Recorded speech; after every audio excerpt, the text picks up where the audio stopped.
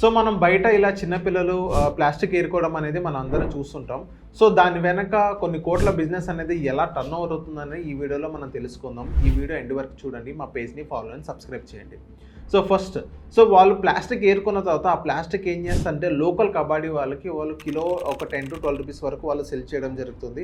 ఆ లోకల్ కబాడీ వాళ్ళు ఏం చేస్తారంటే అగ్రిగేటర్స్కి వాళ్ళు సెల్ చేస్తారు. ఒక 25 నుంచి 30 వరకు వాళ్ళు సెల్ చేయడం జరుగుతుంది. సో వీళ్ళందరూ ఏం చేస్తారంటే వీళ్ళ అగ్రిగేటర్స్ దగ్గర ఒక పెద్ద మాఫియా ఉంది.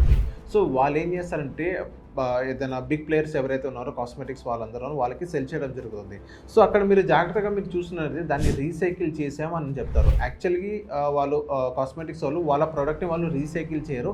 ఇక్కడున్న బయట ఏదైతే ఇప్పుడున్న ప్లాస్టిక్ ఏదైతే వాళ్ళు తీసుకొస్తున్నారో దాన్ని ప్రొక్యూర్ చేసి దాన్ని రీసైకిల్ చేయడం జరుగుతుంది. సో వీళ్ళేంటి అగ్రిగేటర్స్ ఏంటి దగ్గర ఒక 50 నుంచి 200 రూపీస్ పర్ కిలో అనేది వీళ్ళకి సెల్ చేయడం జరుగుతుంది. సో ఇలా కొన్ని కోట్ల రూపాయల బిజినెస్ అనేది ఇలా టర్న్ అవుతుంది. సో యాక్చువల్లీ వాళ్ళెవరు రీసైకిల్ చేయరు, ఇలా ప్రొక్యూర్ చేసుకొని రీసైకిల్ చేస్తారు.